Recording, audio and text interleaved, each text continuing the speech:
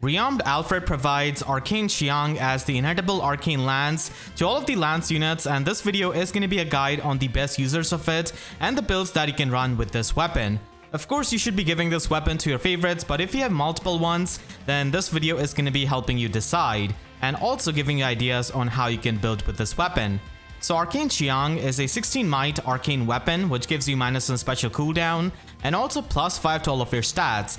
It does have the Omnibreaker effect built into it, which means that you can get the guaranteed follow-up attack yourself and then stop the follow-up attacks of the enemies. And this is going to be functioning like a pseudo-null follow-up on many of the faster units, which is really good. And Arcane Elutineer also had this kind of effect, and the final effect of this weapon is going to be giving you special charges per attack, both on enemies' hits and your hits if the initiator, whoever initiated, has moved a space. So in the player phase, this is going to be your units initiating, and in the enemy phase, it is going to be enemies' units initiating. So it has pretty much the same activation condition as a clash skill, which is not the hardest to fulfill, and you just have to move one space to get these special charges, which can definitely help you loop many of these specials or even trigger very high cooldown specials and do a lot of damage. In my opinion, the best users of Arcane Qiang are going to be the Lance Infantry units. The reason being is that they can make use of godlike reflexes and easily loop it with this weapon by getting these special charges. And it also gives you -1 special cooldown, so godlike reflexes is a 2 cooldown special, so it's pretty easy to loop that up. And you can also, just function with the pseudo null follow-up with the Omnibreaker effect that you can get if you have enough speed stat. But if you're slow, then obviously the attack and bulk comparison is going to be done as the criteria so that you can nuke with your bonfires and icebergs. And if they have any kind of preferred skill like Fallen Dimitri, for example, then it is going to be like a trade-off if you run this weapon. Or if they're like Sigrun and they literally have their weapon refine coming up in the next month. Having said the criteria, this is going to be my tier list of the Lance Infantry units, and Ninja Navarre is going to be coming out on top here with 47 base attack and 50 speed, and right behind him is going to be Brave Lucina, who has gotten a resplendent version very recently, and we also have Summer Norne and also Summer Ogma right behind her. So all of these units have pretty good speed stat and can easily make use of godlike reflexes, and we are going to be having 2 dancers in the tier 1, which is going to be Azura and also Dancer Berkut. Any kind of dancer who can perform 2 actions is very valuable competitively, because in Ether 8's offense Gale Force teams, you can easily use a dancer who can Gale Force, so they can essentially hit someone, get the Gale Force off, and then dance a unit. So essentially you have 2 actions, and more actions are always good. And these dancers love Arcane Qiang because it can basically help them get the Gale Force off without running Flashing Blade or Heavy Blade, which is absolutely amazing. And because of the -1 special cooldown, Gale Force becomes a 4 cooldown special. So you can easily trigger that with the help of Asker and Time Pulse, making it a 2 cooldown special. So you can essentially have a 1-tap Gale Force, which is very useful competitively, and that's why I put these units in tier 1. And Berkut also has applications in Ether 8's defense. Then moving on, we do have Ninja Male Corrin, we have Pirate Geese, Nefni, and Robin. So Corrin and Geese have pretty similar stat spreads with their offenses, and then we see a fall with the attack stat with Nefni and Robin, but still they do have the speed stat. And then the attack stat goes back up with Bright Charlotte, giving 46 base attack, and she's basically like an older version of Geese, but can still function with this weapon. And she's not going to be having as much defense, but still she has got the attack stat to hit pretty hard. In tier 3, I've got a lot of the Lance units which are free to play, and they are not necessarily too fast. They're not going to be able to make fully use of the pseudo null follow-up that you can essentially try and get with this weapon, but still it's going to be a pretty useful weapon for any kind of slow unit because it frees up their slot B from running quicker post. So for example, Lucas can just be a pretty amazing physical wall, and Ephraim also has a pretty good weapon, and I think that Flame Segment is already pretty good. But if you want to have the -1 special cooldown and the Omnibreaker effect, then this weapon is going to be decent on him. And we also have Donald and Oboro. Sharina is going to be hanging out in tier 3 because she doesn't have access to any merges, and she's not exactly extremely fast by the modern standards. And I don't really think that there's any kind of tier 4 in Lance Infantry unit who's going to be present there, because Infantry units just have pretty good access to skills, and the Lance Infantries that we have don't really have any kind of like extremely awkward stat spread, which we're going to be seeing in the upcoming sections of the video. So there are definitely a couple of units which already have good preferred weapons, and Fallen Dimitri, in my opinion, works a bit better with Ninja Naginata Plus, because you will not have to trade off his slot B skill, which can provide him the fire sweep effect and also the near trace effect, which is going to be extremely valuable on a Lance infantry unit who doesn't necessarily have easy access to the Kanto skills. And all of the other units also have pretty good preferred weapons. I guess you can run this on Fiorm, but she does have the distant counter weapon, which has the debuff neutralization. So as a tank, that could help you, but this weapon is going to be an option, but then you're going to be losing out on Ice Mirror. Now, we do have two units who might be getting a weapon refine in a year from now, in my opinion. And this could be Awakening Anna and also Female Chris. So if you're a big fan of them and you use them daily, you can definitely provide them with the Arcane Qiang. But if you're someone who, does not really use them as often and you still have them at high invest, then you can still try and wait for their weapon refine and see how it is. But if you had to ask me, I would definitely put them in tier 1 if I had to, if they were not, about to get a weapon refine in like a year. If you want to build up any kind of Lance Infantry unit, then this is going to be pretty much the build that you can run, with Distant Dart providing you the distant counter, and you can easily run Godlike Reflexes and pre-charge it with like a support ally, with like Asker, Duocrom, Infantry Pulse. There are just so many ways of doing that nowadays.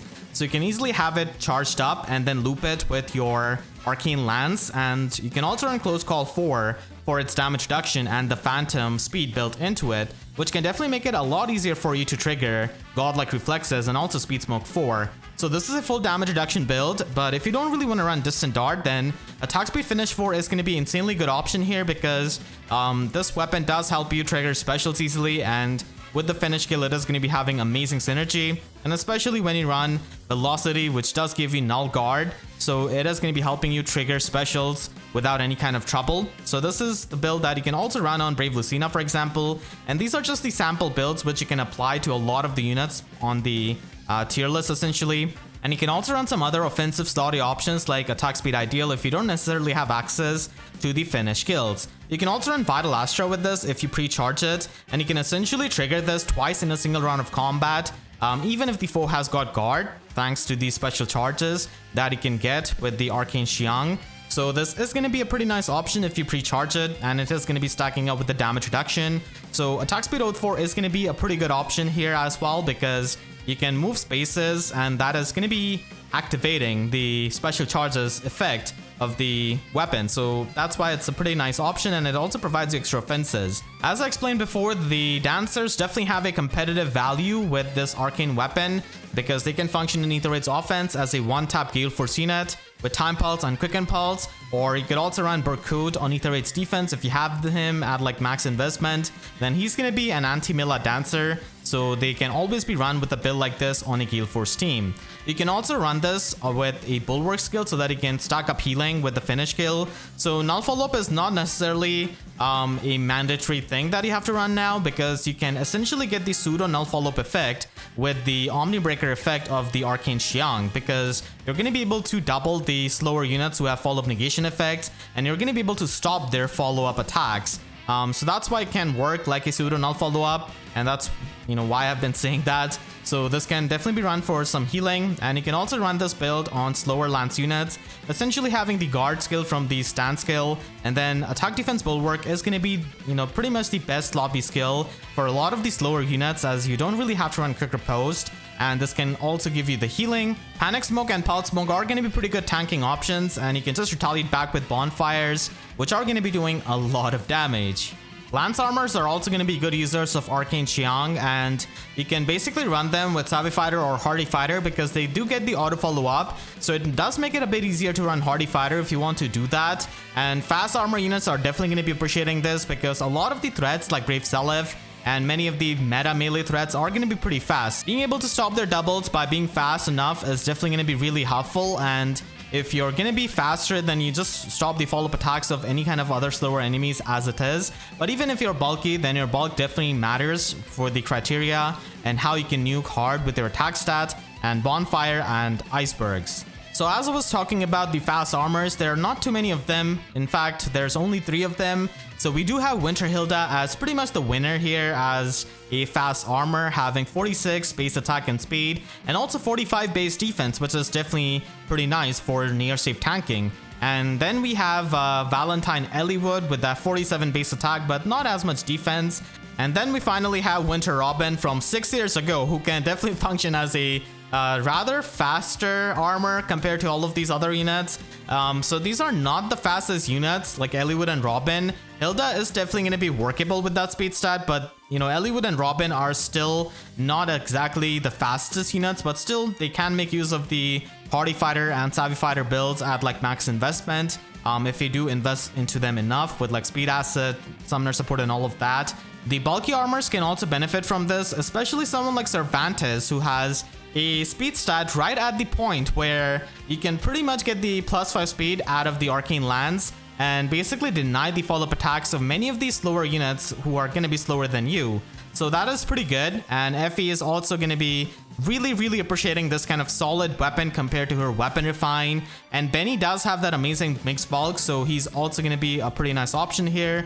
And so is going to be Harden, who is basically like a premium Benny essentially. And then in tier 3 I do have Picnic Lucas, who kind of gets outclassed by the units above him, and also Gwendolyn in tier 4, who doesn't really have the highest attack stat. And I have been using Gwendolyn for 6 years on my free-to-play account at Plus and Merge, and she is definitely going to be appreciating this kind of weapon, as it does provide her the Omnibreaker effect. And we definitely have a couple of units who already have good weapon refine, so no need to give them this kind of weapon. And there are also some of the armor units which are going to be getting weapon refines in a couple of months. So Forsyth is, you know, pretty much a book 3 unit, and a lot of the other book 3 units have gotten their weapon refines, so he is going to be in the near future. And Valbar is also one of the demotes like Python, who is going to be getting a weapon refine in a couple of months.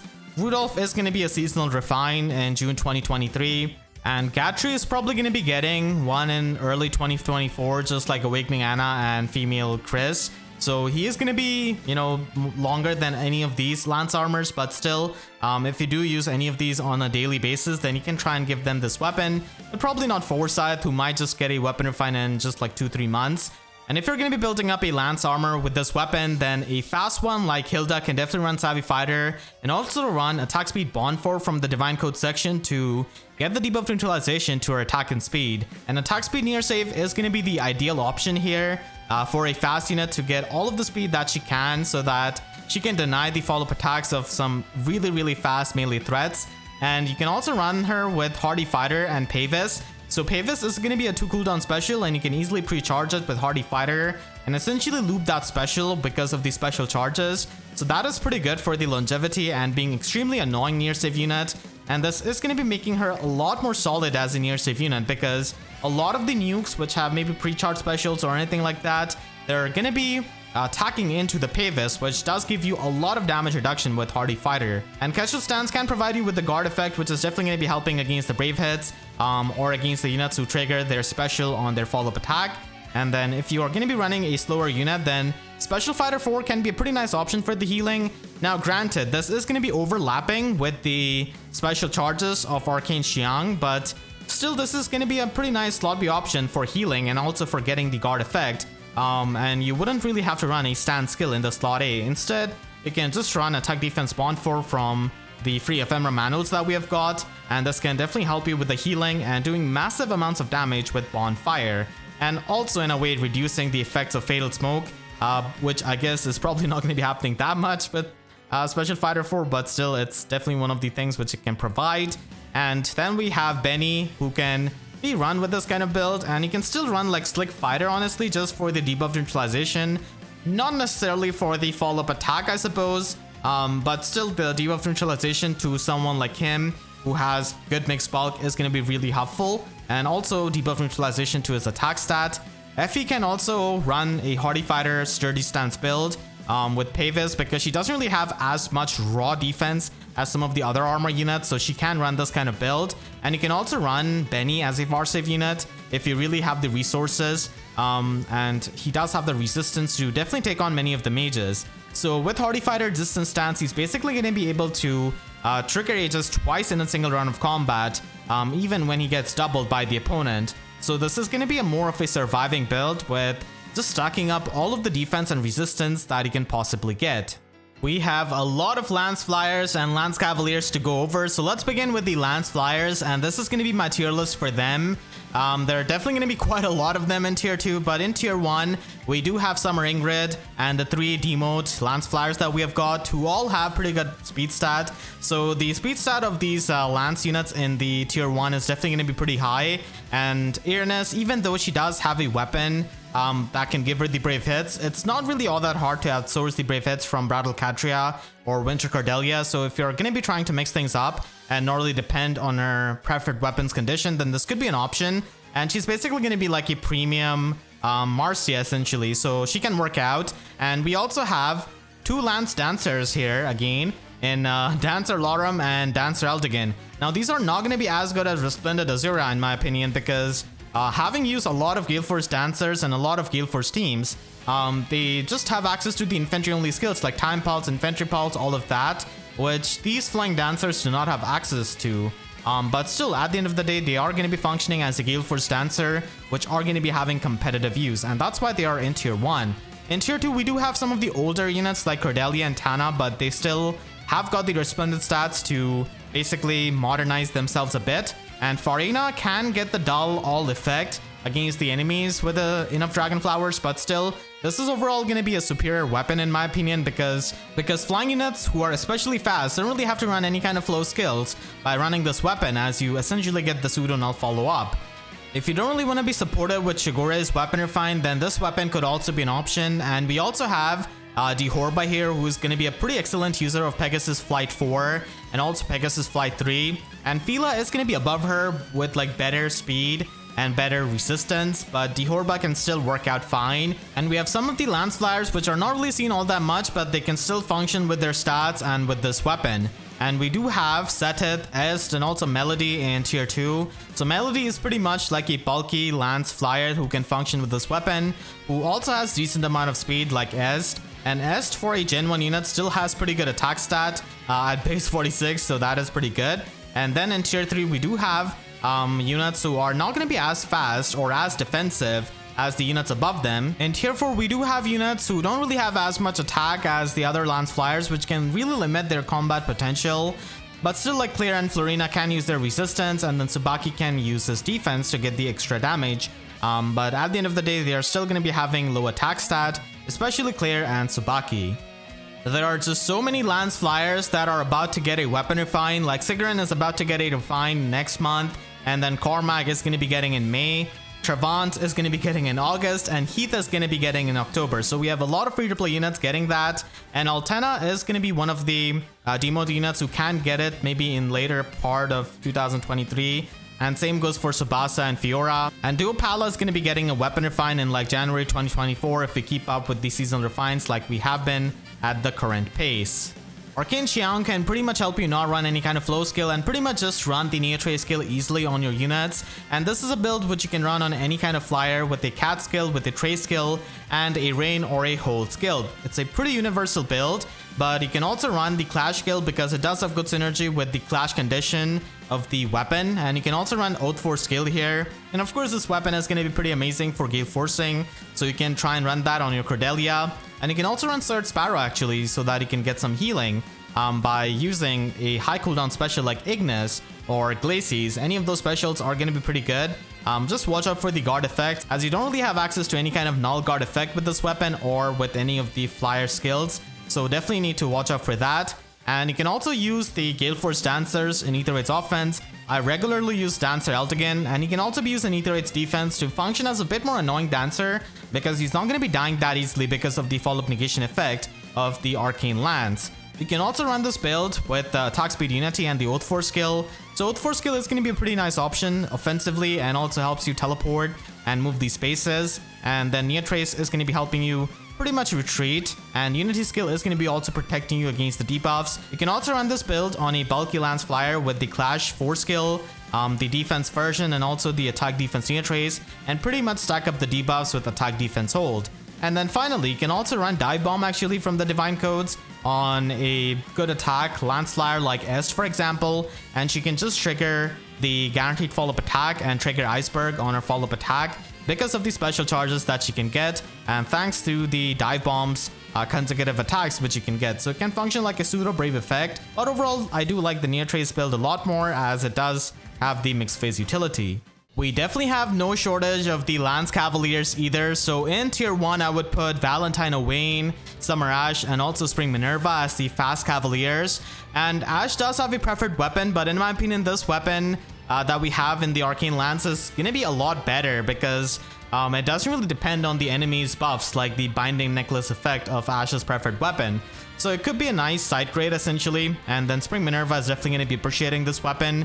We also have Zeke and Duessel, so yeah, we are in those times. A lot of people who have been playing for a good amount of time might think they have good weapons or like where did we get at this point, but honestly in my opinion their weapons are not really as strong as they used to be back when they came out, and Zeke can just trade off his disencounter and his weapon for follow-up negation for -1 special cooldown and also for special charges, and Cavaliers are not the best users of disencounter anyways, so he can function as a pretty nice mixed phase and mixed spell Cavalier, and he does have more resistance than Duessel, and the extra resistance can definitely help him in the dragon matchups as we have a lot of really strong dragons. For Duessel, it's definitely not as big of a trade-off really because like he's gonna be getting the extra stats, he gets -1 special cooldown, he gets follow-up negation, and you know, without having to run Attack Smoke 4, and also get special charges. So these bulky Cavaliers are definitely going to be having a fun time with this kind of weapon,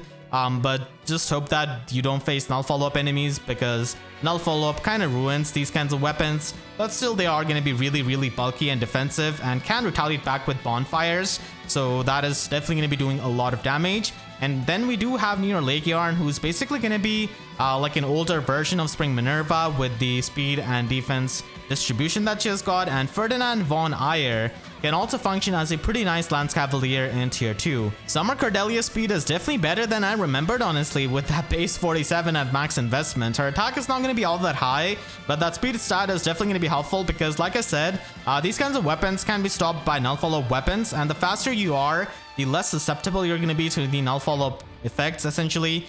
So she can definitely run those kind of weapon, and then we have got Russia and Mathis in tier 2 as well, ending it off. And then in tier 3 we have a bunch of Cavaliers, a bunch of free-to-play Cavaliers, and you know, a lot of Cavaliers from the 3-star 4-star pool as well. And I could, you know, technically make another tier and break these off, but honestly I don't think that does too much. A lot of these Cavaliers are kind of interchangeable with their offenses and with how they can function.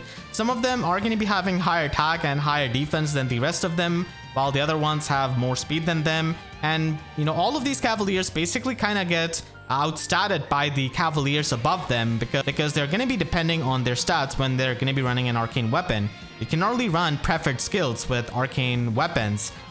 So yeah, these all Cavaliers are going to be just staying over here. It's just that they get outstatted, but if any of these are your favorites, then you can definitely run this weapon on them. And then in tier 4 we do have Spring Xander, who's actually the best one of out of these three in my opinion, with his defense stat. And then we have Sully and Jagan.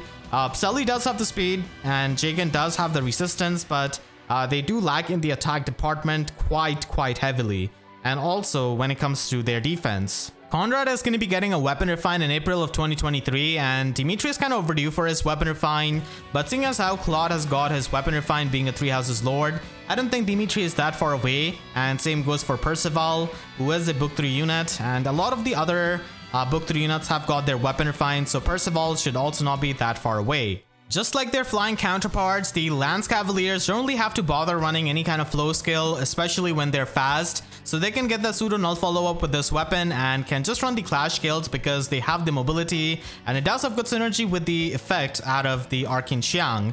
And you can also just run the Near Trace skill, which is pretty much going to be the most preferred slot B skill with this kind of weapon, as you don't really have too many options, And then for the slots, you can just run a menace skill. You can also run attack speed catch and speed smoke 4 if you want to function in like both phases, and if you just don't want to have a menace skill. So a mixed phase option in speed smoke 4 can work out. And you can also run Surge Sparrow so that you can get the healing with Ignis or a high cooldown special. If you're a faster unit, you can just run Surge Sparrow, and the fact that you can get the guaranteed follow-up attack means that you can bypass many of the follow-up negation effects, which is definitely pretty nice. But again, watch out for the guard effects. You can also run this on a defensive Cavalier like Duessel and pretty much just stack up his bulk. And Panic Smoke 4 is going to be a pretty nice slotsy option. And then if you're a slower Cavalier like Death Knight, for example, you can run Sturdy Surge so that you can get the healing. So this weapon, in my opinion, is better than his Weapon Refine, just by a bit, because it does provide you these special charges, and it still has the Omnibreaker effect and -1 special cooldown. This is going to be my full Arcane Qiang tier list, and this is a pretty huge one, honestly. We have so many Lance units, especially free-to-play ones, and if you break down this tier list into like the free-to-play and premium section, then you can definitely see that. So Infantry units have their own section because, like I said, they are the best users out of this weapon and can run godlike reflexes and just have access to the Infantry skills, which other units do not. And if you take a look at the free-to-play section, we still have so many Cavaliers and so many Lance units in general. We don't really have many in the top tier for the Infantry units, but definitely for the tier 3. And when it comes to the premium Lance units, we don't really have too many in the middle tiers, but definitely quite a few of them in the upper tiers. So this is the premium and the free-to-play sections of my tier list, and I hope you all enjoyed this video. Definitely took me quite a time to build this up because we just have so many Lance units. Make sure to share this video with your friends if they're trying to run Arcane Qiang on their Lance user. This video can definitely give them an idea of the builds that they can run. And if you enjoyed, please be sure to leave a like and a comment, helps you tremendously. And if you really enjoyed, you could always support me directly by using Super Thanks or by becoming a YouTube member down below as well. And for more FEH videos, make sure to subscribe and hit the notification bell, because YouTube sub boxes are about as functional as the special charges from this weapon if you do not move from your space. So with that said, I'll see you guys next time. Thank you so much for watching and have a great day.